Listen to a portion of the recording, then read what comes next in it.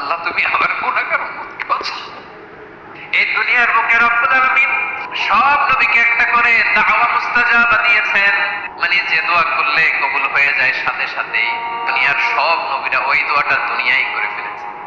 বিশ্বনবী বলবেন, আল্লাহ ওই স্পেশাল দোয়াটা দুনিয়াতে করি নাই, আজকে আমি তোমার দরবারে দাঁড়িয়ে কিয়ামতের দিন ওই দোয়াটা করছি। আল্লাহ আমার যে উম্মতের হৃদয়ে যাররা পরিমাণ ঈমান আছে, আমার একটা উম্মতকেও তুমি জাহান্নামে ঢোকাতে পারবা না।